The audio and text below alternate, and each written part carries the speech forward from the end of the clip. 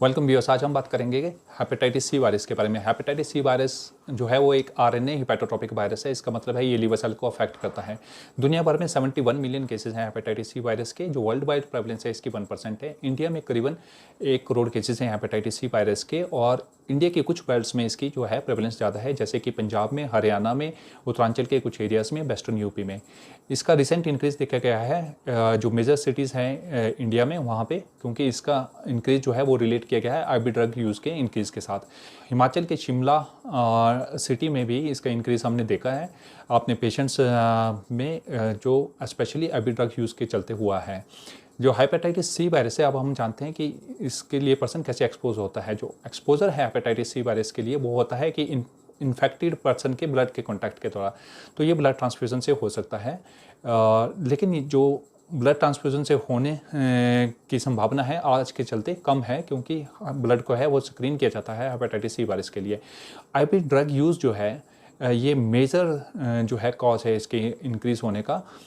आज की डेट में जो ड्रग यूज़र हैं उनमें 60 to 90% जो ड्रग यूज़र हैं उनमें हेपेटाइटिस सी वायरस पॉजिटिव हो जाता है, और ये मेजॉरिटी ऑफ द केसेस में जो है पहले 6 महीने के अंदर ही हो जाता है। इसके अलावा जो ये इन्फेक्शन है ये मदर से चाइल्ड को हो सकता है, जिसका रिस्क जो है 5.7 to 6.1% रहता है, लेकिन ये हेपेटाइटिस बी के कंपैरिजन में काफ़ी कम है। ये रिस्क जो मदर टू चाइल्ड ट्रांसमिशन है ये उन मदर्स में जो उनमें एचआईवी का इन्फेक्शन भी है साथ में, उनमें 2 से 3 टाइम्स ज़्यादा होता है नॉर्मल रिस्क से। इसके अलावा जो इन्फेक्शन है वो सेक्सुअल कॉन्टैक्ट से ट्रांसमिट हो सकता है, लेकिन इसका जो सेक्सुअल कॉन्टैक्ट के ट्रांसमिट होने का रिस्क है वो हेपेटाइटिस बी के कंपैरिजन में बहुत कम है।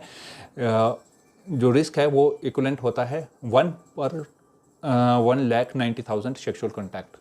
लेकिन अगर जो इन्फेक्टेड पर्सन है उसको साथ में एचआईवी का इन्फेक्शन भी है या हाई रिस्क सेक्सुअल प्रैक्टिसेस में इन्वॉल्व है जैसे में, तो इसका रिस्क जो है वो इंक्रीज़ कर जाता है।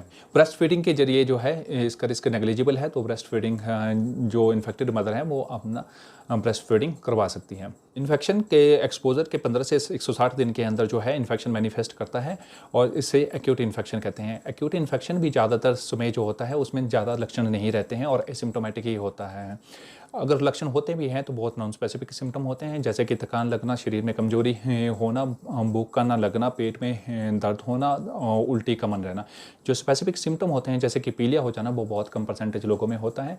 20% के करीब लोग जो है इन्फेक्शन को पूरी तरह से क्लियर कर देते हैं 6 महीने के अंदर, स्पेशली जो यंग पेशेंट होते हैं, जो फीमेल पेशेंट होते हैं और जिनमें सिम्टोमेटिक इन्फेक्शन होता है। 80% के करीब जो लोग हैं उनमें इन्फेक्शन जो है वो 6 महीने से लंबे समय तक चलता है, जिसे हम क्रोनिक इन्फेक्शन कहते हैं।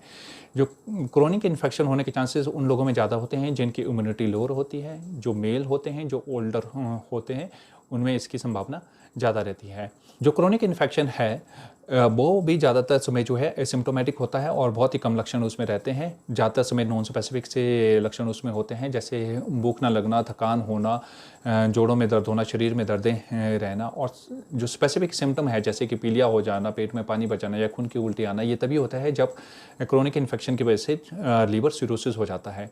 जो क्रोनिक इन्फेक्शन से लीवर सिरोसिस होने का रिस्क जो है वो 2 से 20% रहता है 20 सालों में, और ये रिस्क उनमें ज़्यादा होता है जिनकी एज 40 साल से ऊपर होती है, और जो मेल होते हैं, और स्मोकर होते हैं, अल्कोहलिक होते हैं, और जो मैरिजुआना यूज़ करते हैं, या जिनको अलग साथ में एक और लिवर की बीमारी भी होती है, जैसे कि साथ में को इन्फेक्शन होता है हेपेटाइटिस बी वायरस का या एचआईवी वायरस का, सिस्टोसोमियोसिस का।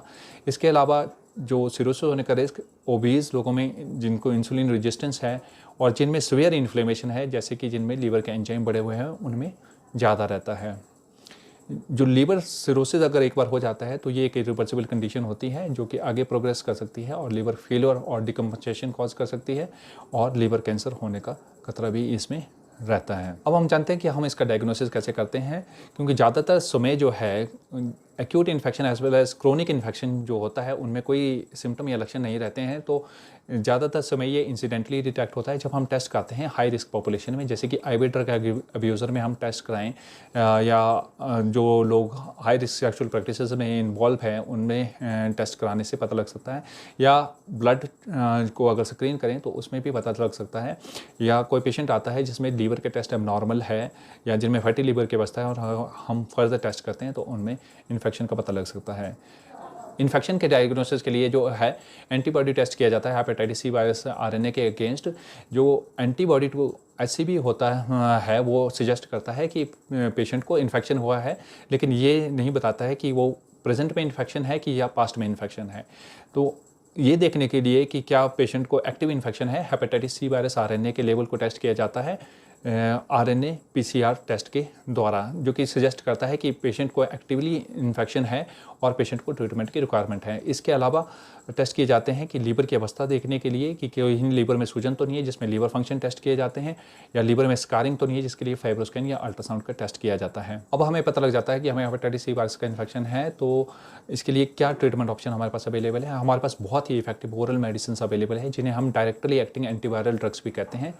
ये जो दवाइयाँ हैं गवर्नमेंट की तरफ से जो है नेशनल वायरल कंट्रोल प्रोग्राम के तहत फ्री में भी दी जाती है।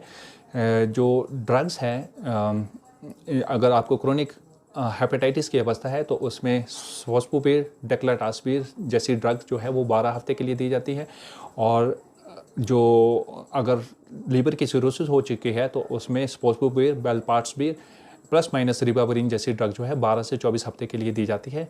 जब आपका मेडिसिन का कोर्स पूरा होता है तो उसके 12 हफ्ते बाद जो है हम टेस्ट करते हैं एससीवी आरएनए का, ये देखने के लिए कि इन्फेक्शन ख़त्म हुआ है कि नहीं है, जिसे हम SBR12 कहते हैं।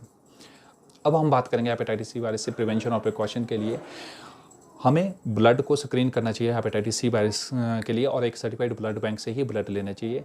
हमें ऑपरेशन थिएटर में सारे इंस्ट्रूमेंट स्टेरिलाइज और क्लीन करने चाहिए। आईवी ड्रग यूज़र्स को आईवी ड्रग यूज़ नहीं करनी चाहिए, या अगर यूज़ करते हैं तो उन्हें जो सिरिंजेस है वो शेयर नहीं करनी चाहिए। हेल्थ केयर वर्कर को यूनिवर्सल प्रिकॉशन लेने की आवश्यकता है अगर वो इन्फेक्टेड पर्सन के साथ डील कर रहे हैं, क्योंकि अगर नीडल स्टिक इंजरी हो जाती है तो हमारे पास कोई पोस्ट एक्सपोजर प्रोफाइलैक्सिस अवेलेबल नहीं है। क्योंकि हमारे पास हेपेटाइटिस सी वायरस के लिए इफेक्टिव वैक्सीन अवेलेबल नहीं है, तो हमें जो है प्रिकॉशन लेनी चाहिए हेपेटाइटिस सी वायरस की प्रिवेंशन के लिए। इसके अलावा जिन लोगों को हेपेटाइटिस सी वायरस की वजह से लीवर सिरोसिस जैसी अवस्था हो गई है, उन्हें रेगुलर जो है अपने फिजिशियन के पास फॉलोअप करवाने की ज़रूरत है, क्योंकि हेपेटाइटिस सी वायरस की क्योर होने के बावजूद भी अगर एक बार सिरोसिस डेवलप हो जाता है तो वो एक इरिवर्सिबल कंडीशन होती है और उसमें रेगुलर मॉनिटरिंग की ज़रूरत रहती है। थैंक यू, आपको ये इन्फॉर्मेशन काम आए।